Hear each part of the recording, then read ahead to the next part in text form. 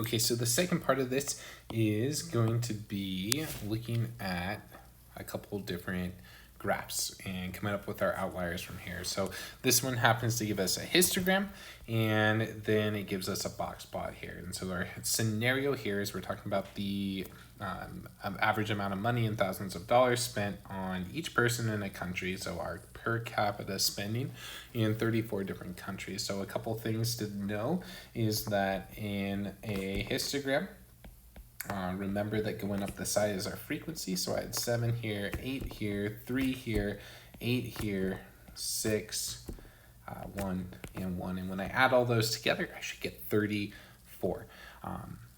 Down here in my box plot, remember all this one shows us is a percent of my data. So it tells me where data is, and then it tells me what different values are here. So I've got my 5 number summaries here, and those are all going to be different boundaries on that box plot. Okay, so number 1 here, it says there is a value here that is an outlier. Which one is it? And then what's our approximate value? Well, if I look at here, well, there's 1 right here. And so there is my outlier. All this histogram tells me is that it's somewhere in between 9 and 10. I don't actually know what that one is. But when I look at my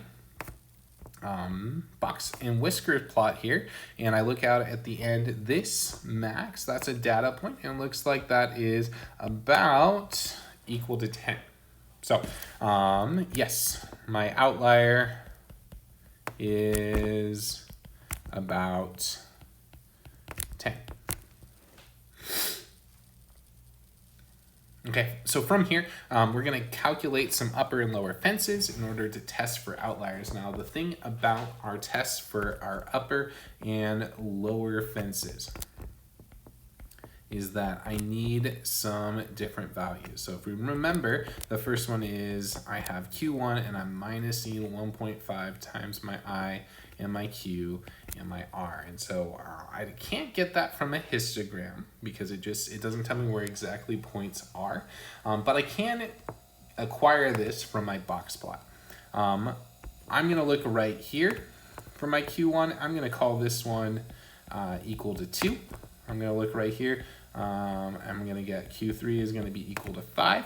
And that means, right, so therefore my IQR is going to be equal to 5 minus 2, which is 3. And so I can plug those values in here into my formula here.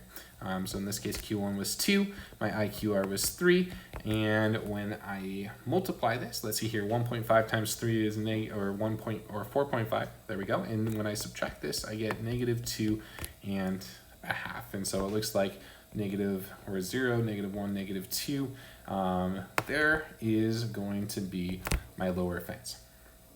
Now upper fence, same exact idea this time. I'm going Q3, so 5 plus 1.5 times that IQR, and so it looks like at this one I'm gonna get 9.5. Now 9.5 is right here. That is my upper fence, and so anything beyond that is an outlier. So what I might write here is that 10 is greater than 9.5, comma, so 10 is an outlier, just like we were told, but we checked it. Okay, the next thing we're going to do is we're going to flip the page one more time, and I give you a set of data. We're going to enter this into a spreadsheet, just like I did right here, and we've got all of these different numbers, and so we're going to take this information right here, and I'm going to take that, and I'm going to write it down on my sheet, and then we're going to adjust something, and we're going to kind of discuss what might be going on here. So let's go ahead and fill this out. Come on, it froze. Okay, so right over here, my mean. When I did this, I got 3.73. My standard deviation, I got 1.85. 5. My minimum, I got 1.08. My Q1, I got 2.17. I got 3.49, 4.82, 9.82. So those were all of my values. Now the reason we did this in a spreadsheet is so that when I go back here, it's gonna ask me, okay, now that I've done that, let's go ahead, we're gonna go in here and we are just going to erase this one. So I'm gonna go in here, if it'll let me, there we go. I'm gonna erase that, take that out. And if I scroll up, it looks like all of those numbers updated. So I'm gonna write those down as well here on this right side. Maybe I'll change colors for that. So this time I had 3.54, I had 1.52, I had 1.08, 2.15, median's 3.39, 4.75, and my max is 6.65. Okay, so those are going to be the things that we compare. This next question, it says, how do the mean, standard deviation, median, and IQR of the data set with the outlier removed compared to the same summary with the original data set? So essentially, I am just looking here and seeing how did those go down. Now, I hope that when you look at these, you notice that this mean is lower than this mean, and that's because I took out the biggest value here. So let's check some other ones and just make sure that we might be able to come to a fine conclusion here. So standard deviation without the outlier looks like it's lower. Median, 3.49, 3.39. Okay, IQR. Well, I don't actually have that calculated. But I think I have that on my sheet. Oh, bummer. I'll have to do that by hand. Actually, give me just a second. I will do that on my computer here. So let's see here. IQR. All I'm going to do is say equals this minus this. So there we go. And it looks like for this one, it's 2.6 times, here we go, IQR equals 2.6, and then with that other data point in here, I'm going to go back to my spreadsheet here so that we can see it. That one was, actually I need the data point here. It was 9.8923. We'll find out that with that in there, our IQR is 2.65. So it looks like in summary, all measures decreased.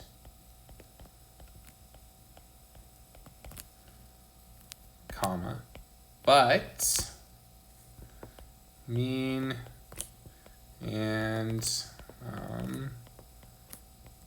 standard deviation changed by more.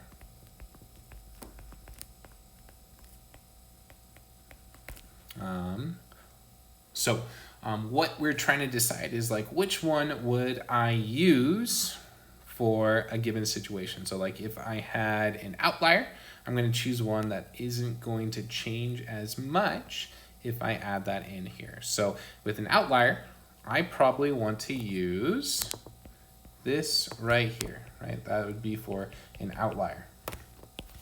Whereas this would be as if I had no outliers.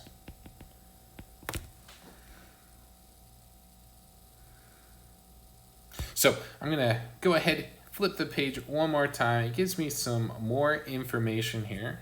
This one, it looks like this is the property crimes such as theft reports for 50 colleges in California.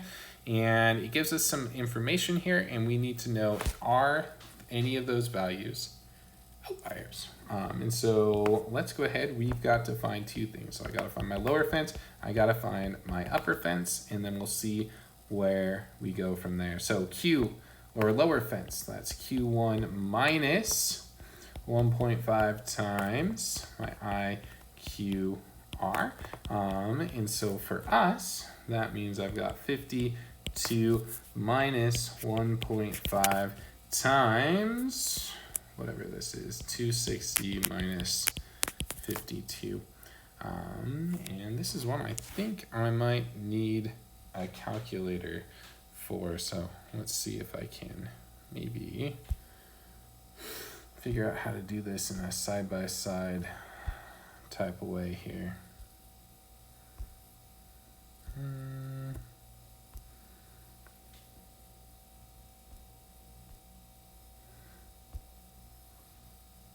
Here we go. Okay. So 52 minus 1.5 times 260 minus 52. And looks like we get negative 260. So negative 260. And then for my upper fence, I'm going to do the same thing.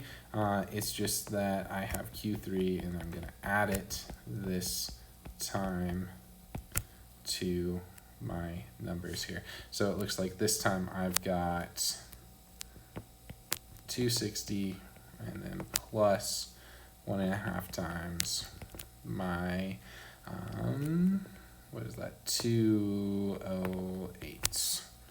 So 260 plus 260 plus 1.5 times 208. And then this one looks like it's 512. So those are my two fences, or excuse me, 572. So those are my two fences. I am just going to kind of draw a boundary now. Negative 260, that is well below this. Okay, so nothing's below that one. But 572, so 572, I see 555. It looks like, there we go, 572 is right there. And so this one, 699 is an outlier. Now this one's interesting because it also said that this was my maximum, and I'm not seeing that in this particular sheet here. And I think the reason for this, now that I'm just looking at this, and as I'm stalling for time to pull it up here, is that something amiss happened with the printout of this, and there was supposed to be a couple more data values in this one. So let's just double check a couple things here.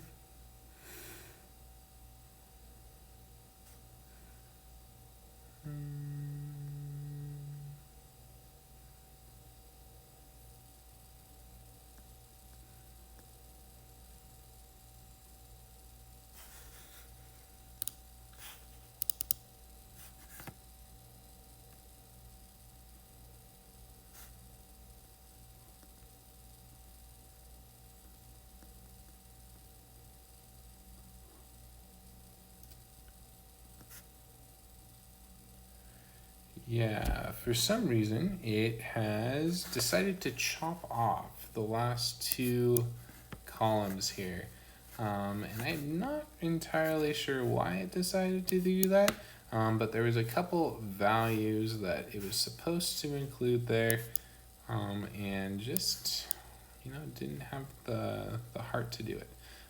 So let me go ahead and write those in. So we had the 255. So we had 699, and we're gonna have just one other, and so that was 768. So apparently only two outliers here, 555 is not an outlier. So 699 and 768 are outliers.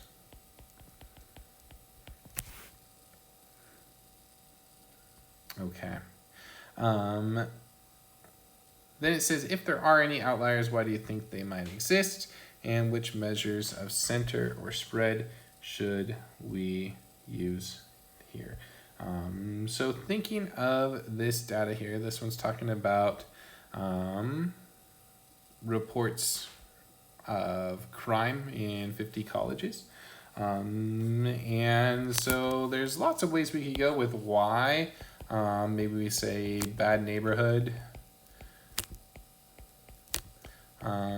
We could say size of college. I know the one that they're trying to get you to think of is incorrect reporting. But no matter what, whenever we have something with an outlier here, all of this is going to imply that we should use IQR and our median because we have outliers.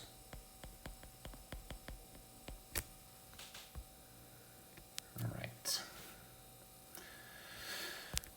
Now the last thing we're going to do is number 2 here. It says the situations described here each have an outlier, and so for each situation, how would you determine if it's appropriate to keep or remove the outlier when analyzing the data? And so we're going to discuss your reasoning with a partner. Well, if you have a partner, turn to them. Or if you're watching this online, maybe you don't have a partner, and so you can have a conversation with like your alter ego, or I don't know, maybe you have an evil twin.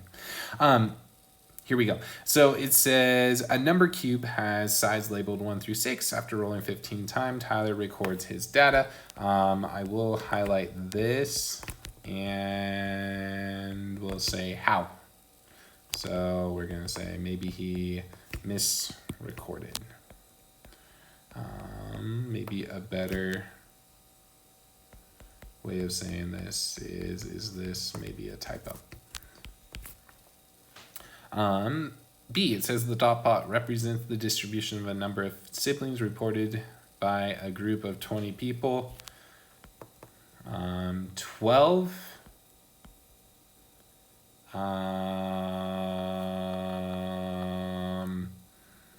Well, I don't know. What's a good thought here?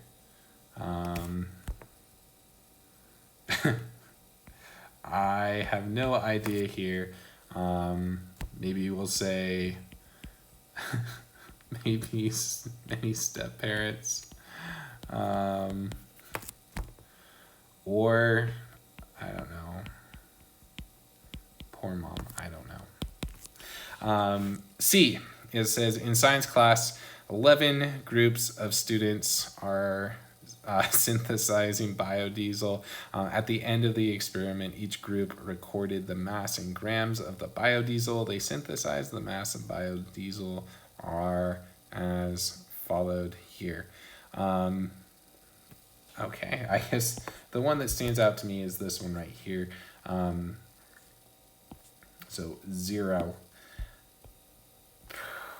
What could happen here? Well, they're students. Absent? I don't know. Maybe that's a good reason. Now, the moral of the story is you need to have a really, really good reason if you're going to exclude data. As you can see, at least the first one and the last one, that one, like the first one, that's pretty obvious why you might not include that. C, I don't know. Might depend on what you're trying to record here. B, I think we would need further investigation here to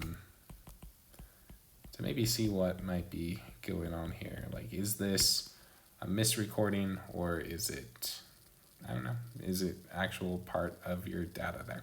Okay, but in general, do not throw out data. We just need to have a reason. Okay, so there we go. That is my lesson. I hope you found that enlightening. See you later.